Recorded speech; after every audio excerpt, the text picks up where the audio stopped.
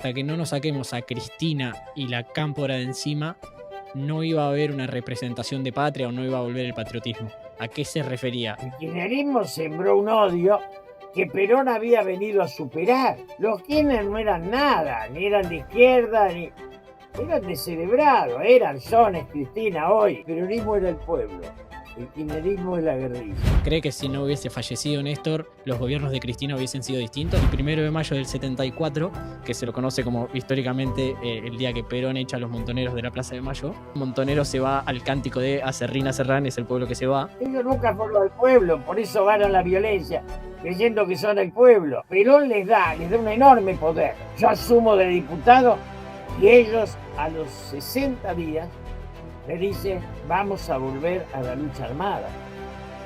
Y ser gobierno, ir a la guerrilla, es de disminuir los mentales. ¿Usted cree que si Perón no hubiese fallecido tan cerca de ese 1 de mayo con el conflicto tan latente, el conflicto se hubiese resuelto de otra manera y en definitiva tal vez no hubiese habido una dictadura militar? La democracia es entre adversarios, no hay democracia entre enemigos. En la Argentina somos enemigos. Julio, muchas gracias por la oportunidad y por el privilegio que me da de estar acá, por su tiempo y bueno, bienvenido al protagonista. Gracias a usted. Julio, me encantaría iniciar por la actualidad más reciente. Justo estamos a menos de un mes que se cumpla un nuevo aniversario de la muerte de Perón.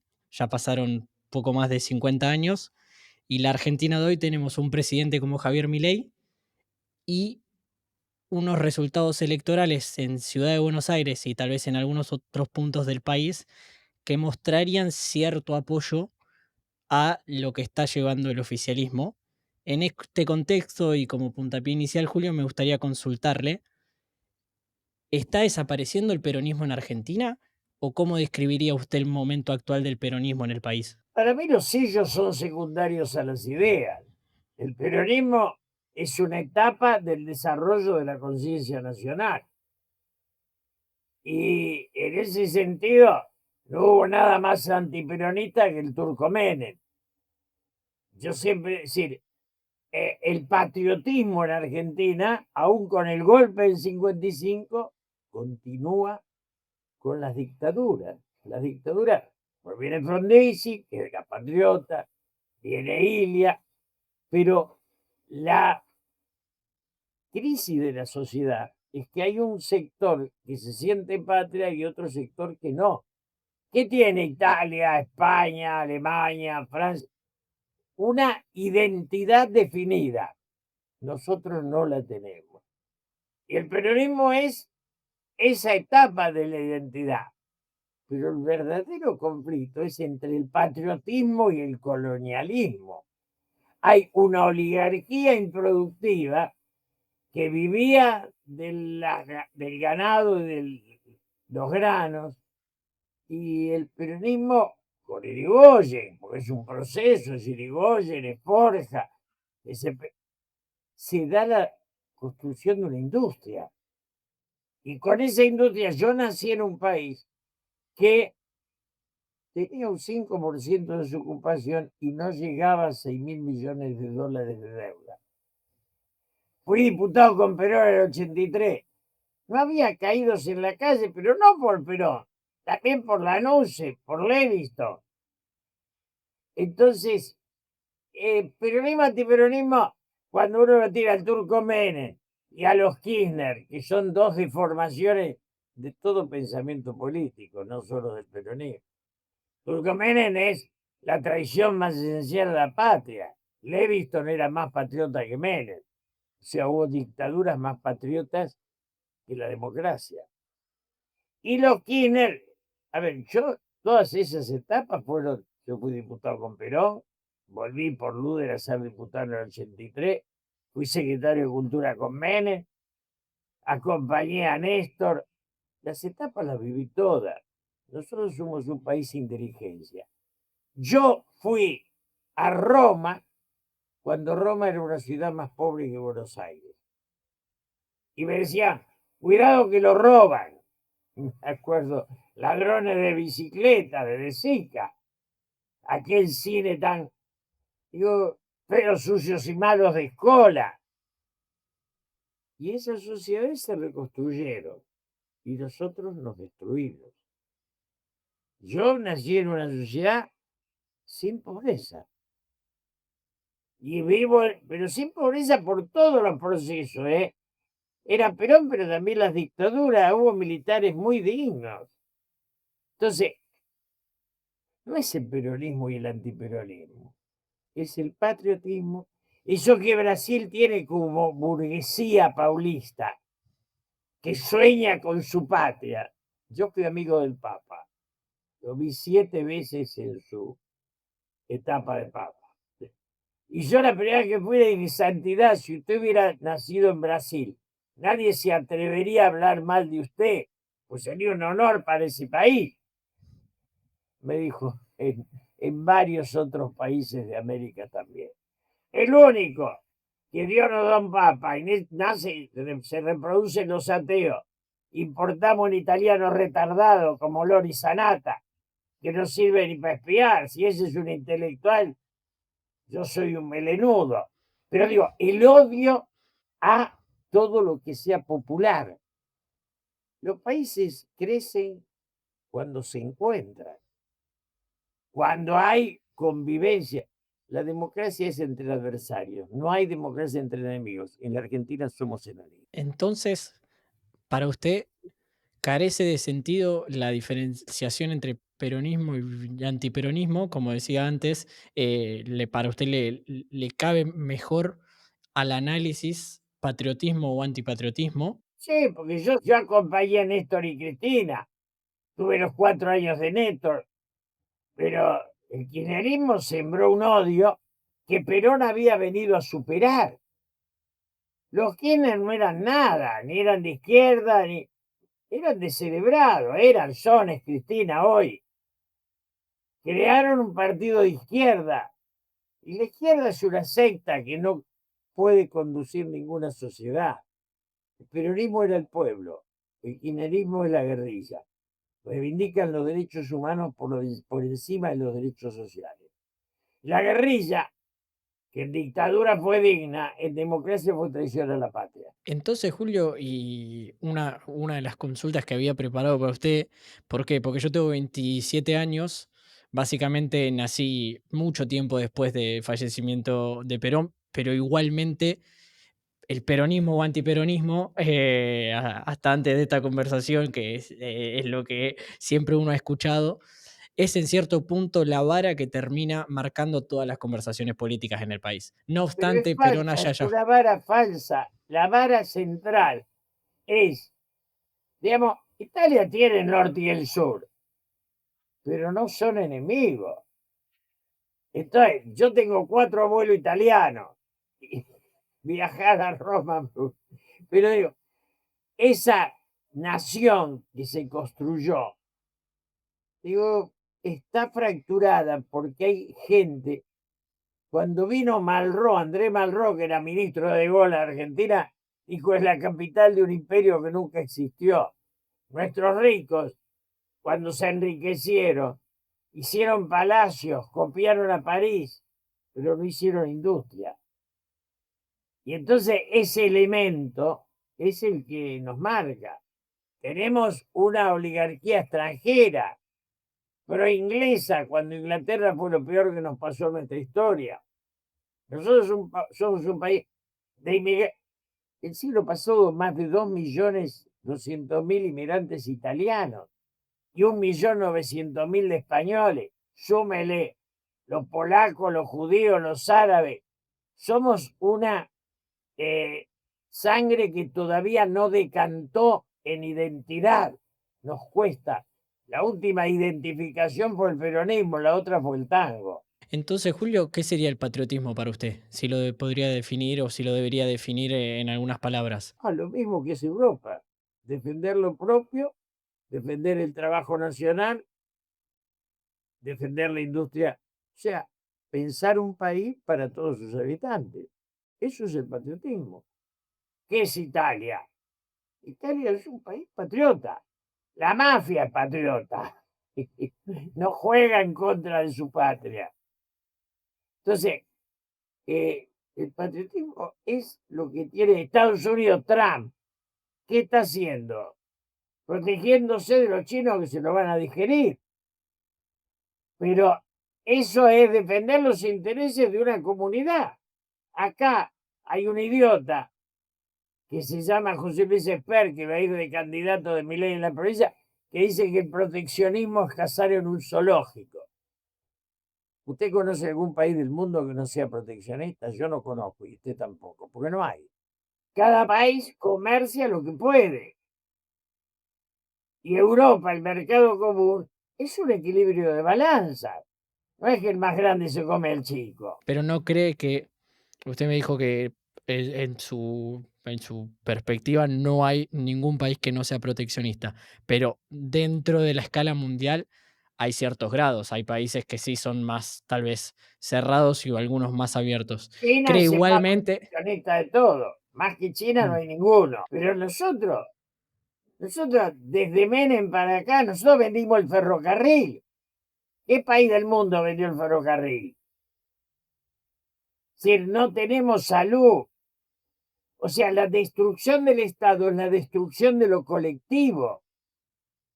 Entonces, lo que no hay es política. Dios nos regaló un papa, Barenboim, Marta Argerich, Bruno Gelber, grandes pianistas y un montón de jugadores de fútbol. No nos dio un dirigente político. No hay ninguno. Que lea y escriba y hable y piense, no hay ninguno. ¿Y lo hubo? Bueno, Perón, Frondizi, Palacios, Ilia. Yo hasta Lanús era un milico con pensamiento nacional. Hasta Lanús se lo era. La caída de la Argentina empieza con el golpe de Estado de Martínez de Oz y la destrucción de la industria a cambio de la institución de la finanza. En esta sociedad es más rentable poner la plata en el banco que producir. Y a su juicio, más allá de lo que comentaba tal vez del lado más ideológico de la guerrilla y del kirchnerismo, pero a su juicio, en este término de proteger lo nacional, ¿no cree que el kirchnerismo en cierto punto intentó eso? No, no, tanto no lo intentó que Néstor y Cristina son los responsables de la venta de IPF.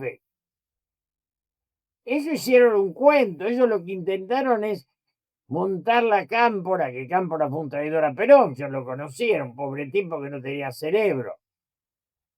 Entonces, ellos nunca, digamos, ni desarrollaron el ferrocarril. Nosotros fabricábamos locomotoras, vagones, de todo eso.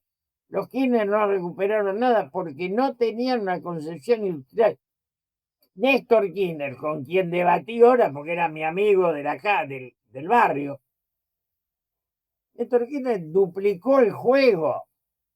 Perón nos ordenaba a nosotros votar en contra del juego, porque un juego es destructivo en una sociedad.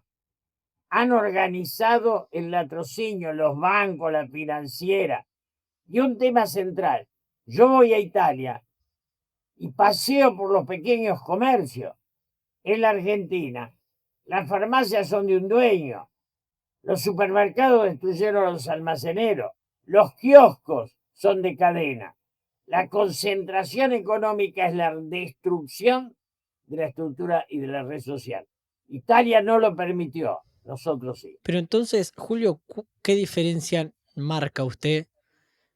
Porque le digo, desde mi simple punto de vista, la diferencia siempre fue, tal vez desde la crítica ajena, el menemismo abrió, no cuidó lo nacional, se destruyó todo, vinieron los Kirchner, hicieron todo lo contrario, para muchos se destruyó todo, para otros floreció. Para lo que me está diciendo usted, no hay tanta diferencia entonces entre lo que hizo Menem en los 90 y lo que vinieron a hacer los Kirchner después. ¿O cuál es la diferencia? La diferencia es que Néstor detuvo la locura de Caballo y en alguna medida logró una estabilidad monetaria, salir del 1 a 1 y meternos en un país que mejoró, pero después quedó Cristina que fue empeorando eso. Ahora, Néstor, que fue mi amigo, fui de los más amigos de Néstor. Néstor era, a ver, yo soy el intermediario entre Néstor y el cardenal Bergoglio cuando era cardenal. No lo quiso recibir nunca, porque Néstor no podía hablar con nadie a quien no pudiera conducir, manejar. era un inseguro.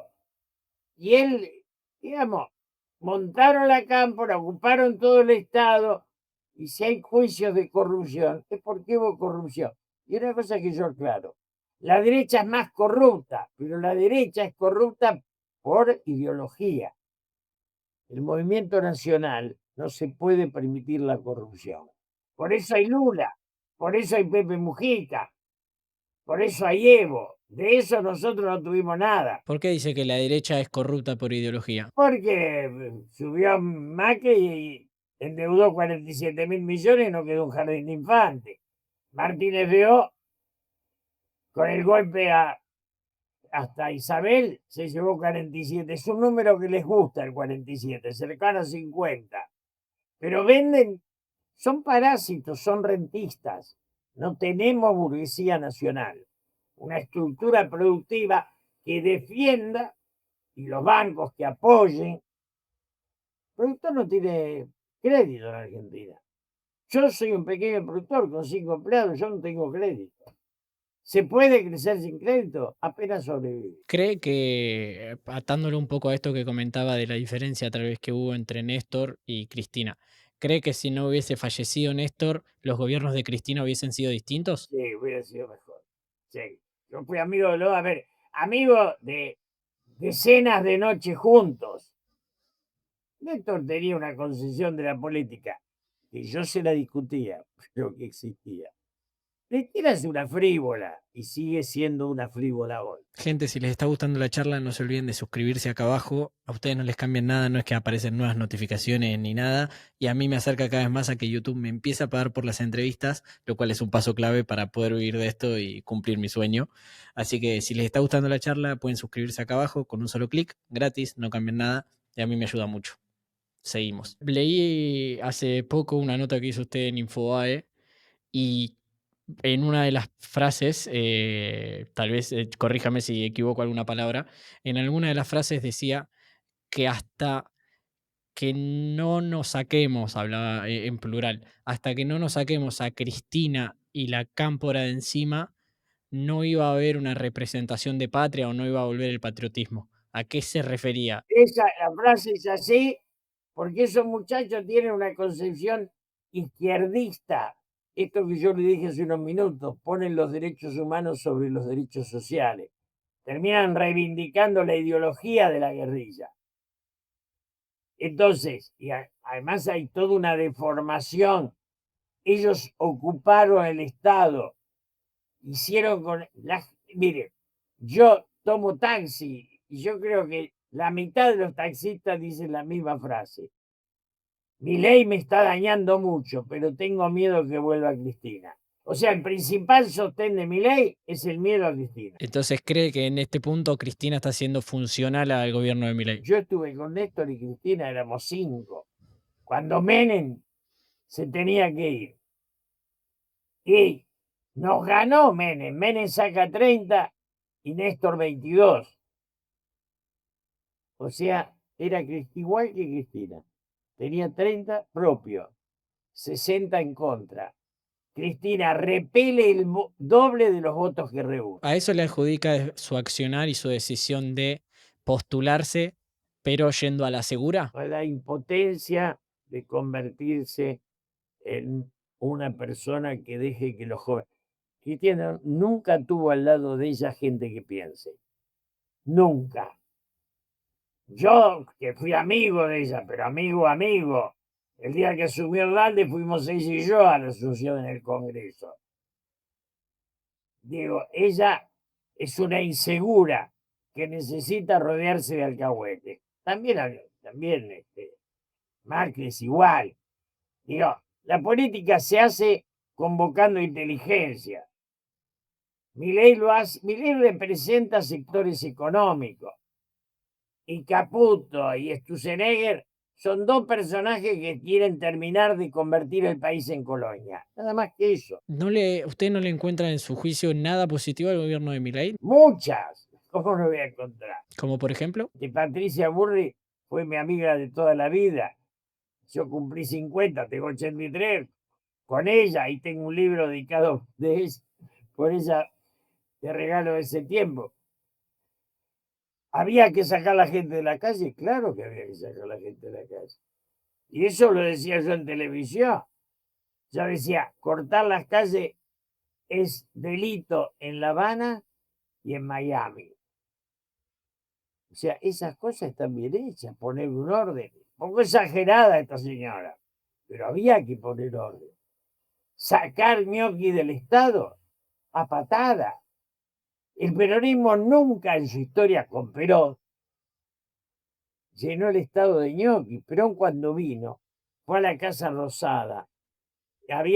Preguntó cuántos empleados había, le dijeron 2.500 y dijo, me fui dejando 250, ahora hay 2.500, así no se puede hacer un país. Si hay una degradación de esto, es lo del radicalismo. El radicalismo era un pensamiento patriótico, digno, y ahora la mitad son alcahuetes de Milei. Le tiran un hueso y aplauden. Entonces, este concepto que hay siempre o que ronda, por lo menos de que yo tengo noción política, de que el peronismo agranda el Estado a más no poder y que siempre quiso eso y donde hay una Eso necesidad nunca nació lo. un derecho. Ese nace con Menem. Antes no. El peronismo no tenía el Estado grande. Tenía el poder grande, pero no el Estado, ¿eh? Los empleados estatales no votaban. Peronismo, ¿quién lo votaba? Los metalúrgicos, ESMATA, los automotrices, eran los obreros. El Estado, el turco Menem robando, agranda el Estado porque le saca la basura y deja a los empleados. Era negocio puro. El turco fue un estafador. Los Menem ya vienen de la dictadura en La Rioja. Son tipos que tienen un origen muy espurio. Los Kirchner también. Siguiendo siempre por esta línea, ya hablamos bastante, bueno, comenté un poco la nota que había escrito usted, que la tengo acá, si me permite, leo algunas cosas textuales para también para que quien la quiera buscar la recomiendo enfáticamente. Se titula La Cámpora, esos jóvenes que nunca quisieron entender a Perón.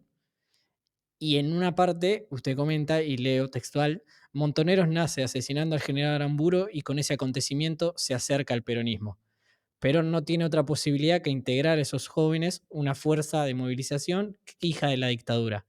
Ahora bien, la integración se basaba en el hecho de que el triunfo de la democracia implicara el abandono de las armas, cosa que los montoneros no entendieron así y desde ahí surge el conflicto, sosteniendo de que el retorno de Perón, la guerrilla, es decir, ellos mismos, habían sido más decisivos que el pueblo. Todo eso, si se quiere, desemboca en el 1 de mayo del 74, que se lo conoce como históricamente el día que Perón echa a los montoneros de la Plaza de Mayo, y que, bueno, justamente un dato que preparando la charla no lo sabía, Montonero se va al cántico de Acerrín, Acerrán, es el pueblo que se va. Ellos nunca fueron del pueblo, por eso van a la violencia, creyendo que son el pueblo. Buscan la guerra, la confrontación porque creen que son el pueblo.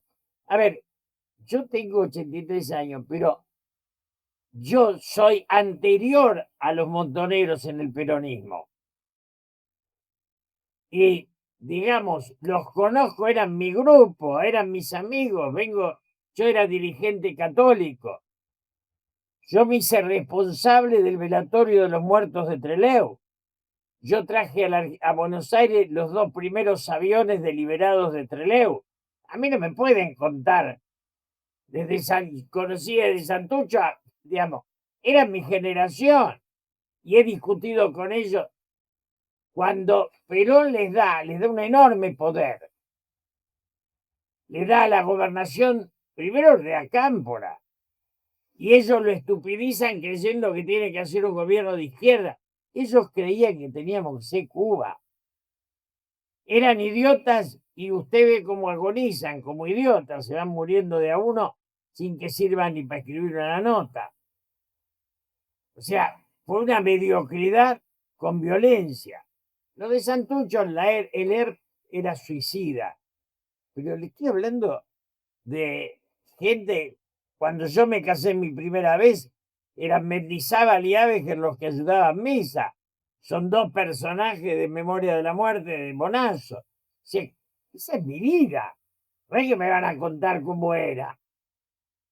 Yo asumo de diputado y ellos a los 60 días me dicen, vamos a volver a la lucha armada y ser gobierno, tener el gobernador de la provincia de Buenos Aires, el de Mendoza, Obregón Cano, el de el de Córdoba, Obregón Cano, el de Mendoza, Martínez Vaca, el de Santa Cruz, Zeperni, el de ya, con todo ese poder, ir a la guerrilla es de disminuidos mentales. Pero, bueno, me acaba de responder la pregunta que venía después.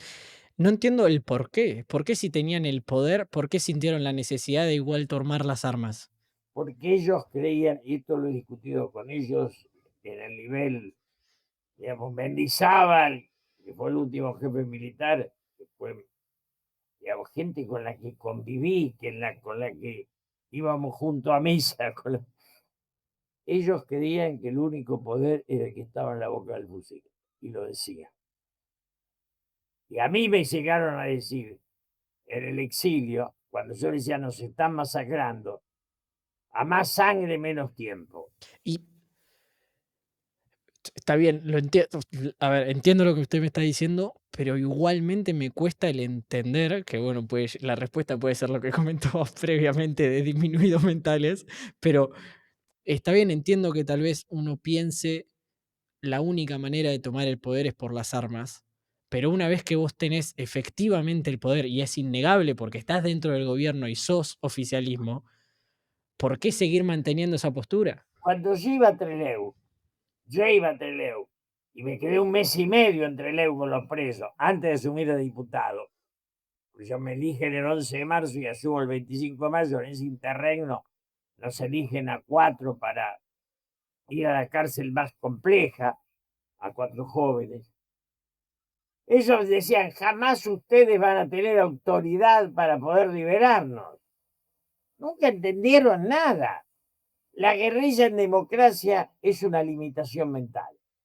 Y la idea de Cuba, el Che Guevara, hizo mucho daño en América Latina, porque nos dio miles de muertos y ningún triunfo. Lo corro un poco desde la perspectiva, tal vez a su juicio seguramente más patriótica, y voy a la otra vereda. Uno que ha escuchado, ha tratado de escuchar un poco ambos bandos. Desde la otra vereda siempre se dice que le pasó a Perón, y es como un poco el análisis que se suele hacer de las presidencias de Perón, donde las primeras tenía dinero, tenía un tipo de país pujante, Esa estupidez es eterna. Mire, cuando los ricos tienen dinero es para ellos. Y entonces cuando lo tuvo Perón fue para la gente.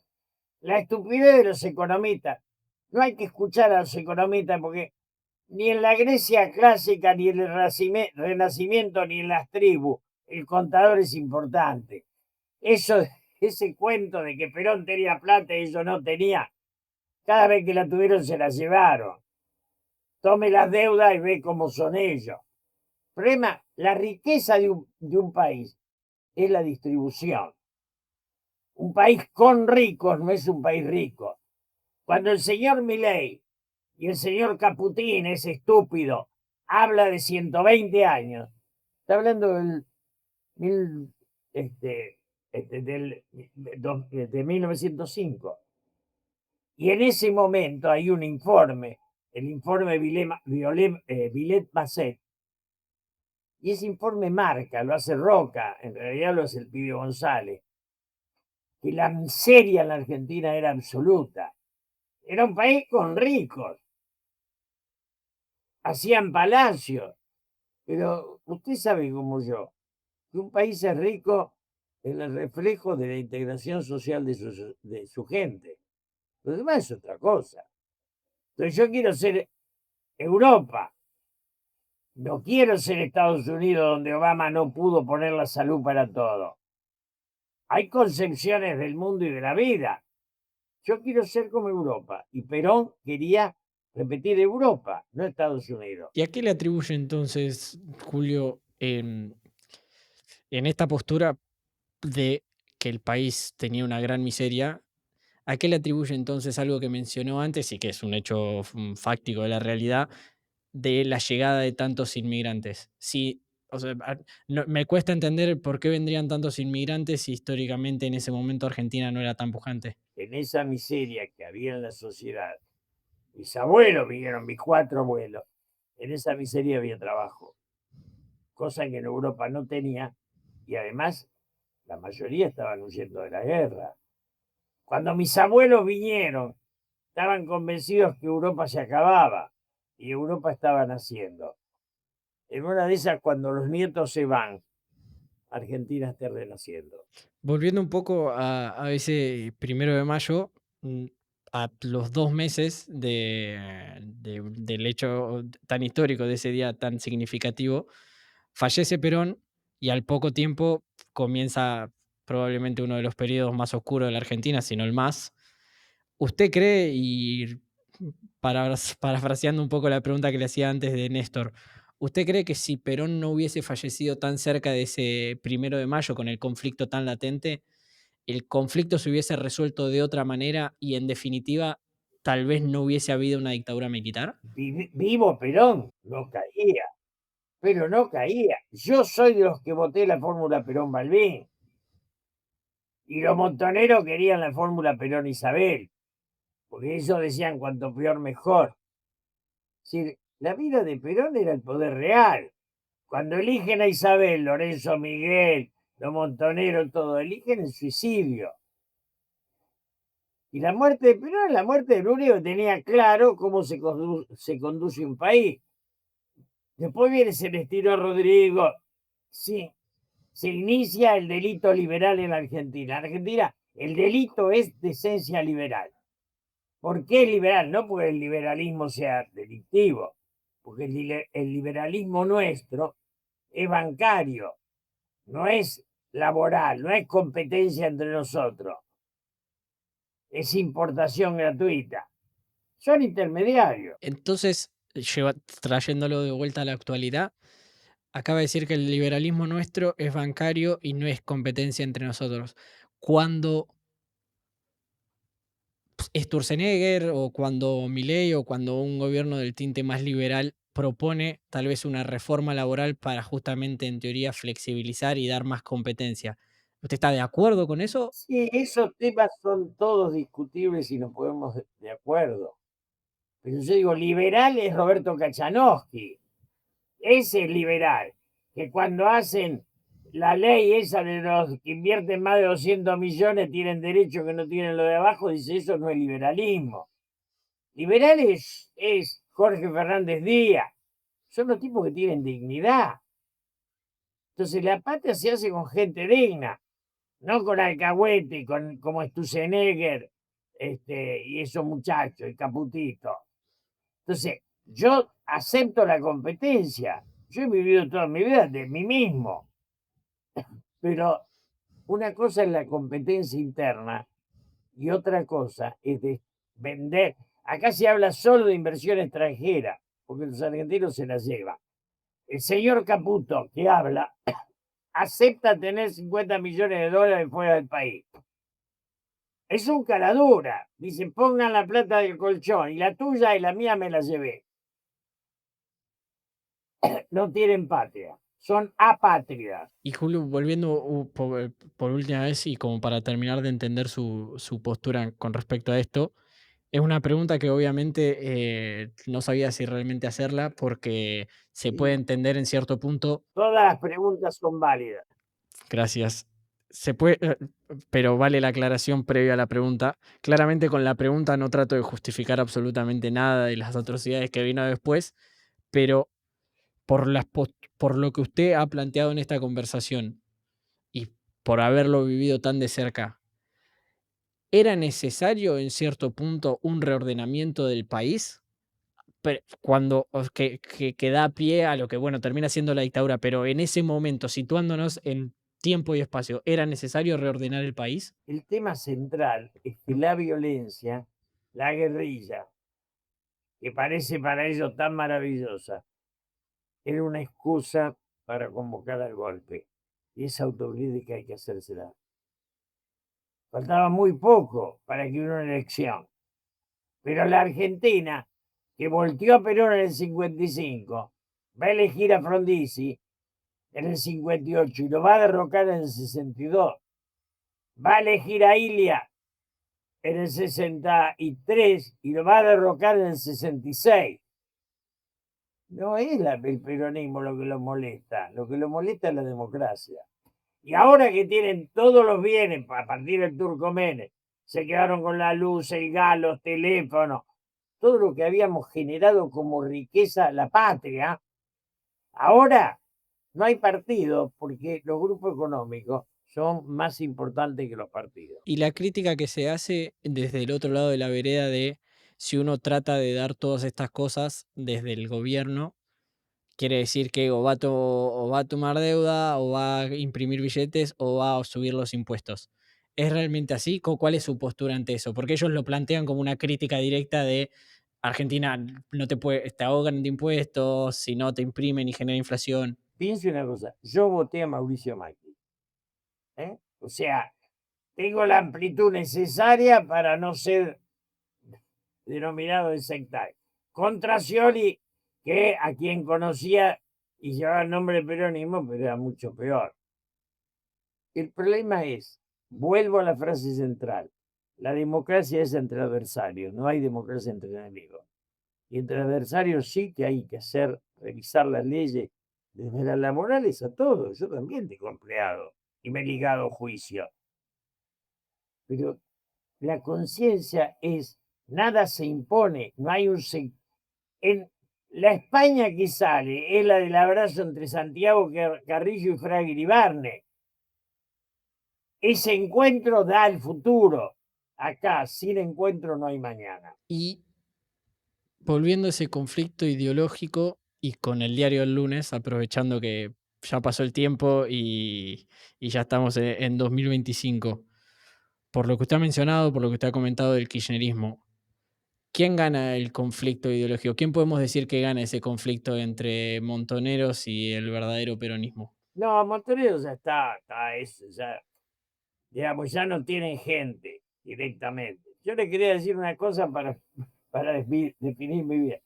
Cuando yo estaba al lado de Macri, yo le decía, Mauricio, yo soy amigo tuyo y de Moyano. Vos sos el jefe de los rubios y él de los morochos. Si ustedes se juntan y tienen grandeza, nos devuelven un país. Y los junté 2 veces a almorzar. No tuvieron grandeza. Ninguno de los dos. O sea, está claro lo que hay que hacer. Está claro. Los montoneros ya están, muchachos, ya cobraron indemnizaciones, ya metieron los derechos humanos por encima de la justicia social. ¿Por qué la gente votó a Milei? Porque no quería votar esa oligarquía de la cámpora, que es una secta que ocupó el Estado. Del otro lado nació otra secta, que es Milei. Entonces, el tema es quién los daña más, si la cámpora o Milei. Pero futuro no hay con ninguno de los dos. Sí, pero justamente por eso, obviamente Montonero ya está, pero en términos ideológicos le consultaba yo con esto de la cámpora y del kirchnerismo, si no creía que en cierto punto esa discusión había sido, entre comillas, ganada por la parte más volcada hacia la izquierda del No, no, conflicto. ya está, no, son todos botones. Berbisky, la mayoría de esos muchachos son coimeros o alcahuete. No dan para revolucionario. Revolucionario era Pepe Mujica, eso es mi revolucionario. Los que tienen historia. Yo tengo exilio y secuestro, a mí no me pueden contar cómo es la vida. ¿Quién, a su juicio, quién fue el mejor presidente del país? Perón y después Alfonsín, y reivindico a la dictadura de Lanús y de Levi, que son superiores a la democracia de Menem. En esto de defender la patria. En esto de defender a la patria de la sociedad. La patria somos todos. Acá lo que hay es una riqueza concentrada que ¿Y cree que Alfonsín en ese sentido también logró una buena labor? ¿Por eso lo pone ahí en el podio? peleó por los derechos humanos y los ubicó en su lugar, hizo un juicio maravilloso. Néstor bajó la foto de Videla, que era como pegarle a Cassius Clay en el geriátrico y en silla de ruedas, ya estaba todo terminado. Trajo eso para convertir el derecho humano en odio, que es lo que no tiene que ser. Las, los Los valores sirven si son compartidos por todos. Si son de una secta, el sectarismo les quita sentido, ¿Cree que en esta Argentina se perdieron un poco los valores? totalmente. ¿A causa de qué? No, a causa de la viveza triunfó sobre el talento y los empresarios no son productivos sino intermediarios. Casi no quedan industriales. ¿Es la única manera para usted de que el país salga a flote, que vuelvan industriales, que se vuelva a pensar en la patria como un todo y en el proteger lo nuestro? No hay sociedad capitalista sin burguesía industrial. Punto. Es una cosa que está clarita. No hay que inventarla. Brasil es la burguesía paulista. Sin estructura productiva no hay estructura laboral ni distributiva. Es tan fácil. Lo otro es saqueo. Vender el litio, vender el cobre, vender lo que las joyas de la abuela. La publicidad que más está en la Argentina hoy es la venta de las joyas de nuestros mayores. Eso sabe cómo se llama decadencia. Y acaba de mencionar Brasil, mencionó algunos países, mencionó Europa también en la charla, en el transcurso de la charla. Si tuviese que elegir uno o tal vez 2 o 3 países que para usted hacen una buena labor y que podrían llegar a ser, en cierto punto, cada uno con sus matices, un ejemplo a seguir, ¿cuáles se le vienen a la mente? La, la democracia europea para mí es lo mejor y en el continente Brasil es el mejor ejemplo de la construcción de una sociedad. Perfecto. ¿Y en Europa tiene algún país tal vez que le llame No, más la bueno, atención? yo soy tano de sangre, ¿qué te voy a contar? Yo nací italiano, amo la vida, vengo de Fellini, Antonioni, Pasolini, De Sica, Rossellini. ¿Qué? Italo Calvino era, y bueno, eso, pero eso por mí, por mis orígenes. Me llamo Donato, Julio Donato, que Donato si no es en Italia donde lo... ¿Qué opinión le genera Meloni a cargo de Italia? Yo la veo bien, la veo bien. No la veo sin fácil, es culta, eso es importante, y es, digamos, tiene cosas que para mí es una buena imagen de la Italia de hoy. No es Orbán, ¿no?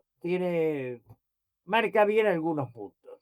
Me parece, yo la respeto más que a Macron. ¿Por qué? ¿Qué ve en Macron que no le convence, no le cierra? En Macron veo esta idea de pelearse con el resto del mundo, de marcar un ateísmo exagerado, de, de tener un conflicto, una conflictividad que Italia no tiene. Italia tiene una integración social maravillosa. Yo estuve en noviembre. Yo admiro Italia. ¿Qué quieres? Ya está. No me lo pregunte porque sobre los amores no hay justificación. Mm. Sí, sí, sí. No se lo comenté y creo que se estaría enterando en este momento. Yo estoy en Italia en este momento, vivo en Italia hace 4 años. Sí, sí, y créame que entiendo de primera mano su amor porque es una cosa increíble. Es un país que además uno cuando viene es imposible no sentirse identificado con Argentina y hacer el lazo automático entre nosotros y ellos. Es una cosa impactante realmente. Somos muy tanos, muy tanos. Increíblemente. Es más, es un comentario que suelo hacer, que pese al idioma, que obviamente nosotros hablamos español, pero nosotros somos italianos que hablan español, porque obviamente con nuestros matices, porque además la cultura argentina tiene cosas únicas y muy fuertes, pero la personalidad, la forma de ser y un montón de otras cosas, la forma de ser sobre todo con el otro, con el nuevo, con el recién llegado, El amor a la vida y la amplitud en el abrazo. Eso es tano. es así, es así. Julio, para ir cerrando y para ir, me gustaría hacerle una consulta, tal vez ya sacando del tema político. Em, este podcast se llama Protagonista porque yo creo fielmente en que todos tenemos la posibilidad de ser los protagonistas de nuestra propia vida, de tomar las riendas y si tenés algo que te gusta, te apasiona o si te picó el bichito interno por algo, que tenés todas las capacidades y el poder para hacerlo, es cuestión de animarse, de dar ese saltito, como usted lo hizo con la política, lo hace tal vez ahora desde el análisis político, yo lo estoy intentando hacer desde acá. Me gustaría pedirle una reflexión o sí, una reflexión para aquella persona que tal vez sabe que le gusta algo, le picó un bichito interno de que quiere hacer algo o empezar a emprender o abrir una industria o meterse en política, pero que todavía no se está animando. ¿Qué le podría dejar usted de su experiencia y vivencia? Primero, el enamorado de la vida tiene un largo que lo da Dios o el destino y un ancho que se lo ponemos nosotros. Y yo siempre le digo a los jóvenes que me visitan, lo mejor que les pudo pasar es haber nacido en una sociedad a la que le pueden devolver el destino. Es la mejor tarea para una vida. Si les hubiera tocado en los países nórdicos, sería vegetar. Acá pueden construir. Y tener un imposible es tener realmente lo central de la vida. Un imposible es un amor, un sueño, un mañana. Eso que es un imposible es lo mejor que podemos tener. Julio, gracias. Gracias por su tiempo, por toda la información y perdón por tanta catarata de preguntas. No, al contrario, gracias a vos. Si llegaste hasta acá es porque te entiendo que te gustó la charla y en caso de que así sea, no te olvides de suscribirte acá abajo. No te cambia nada, YouTube no hace nada distinto y a mí me acerca a que ellos me empiecen a pagar por el contenido y a su vez a poder vivir de estas entrevistas, trayendo cada vez más invitados, mejorando la calidad del podcast y muchas otras cosas para que el contenido sea cada vez más interesante. Es un clic acá abajo, suscribirte y ya está. Muchas gracias.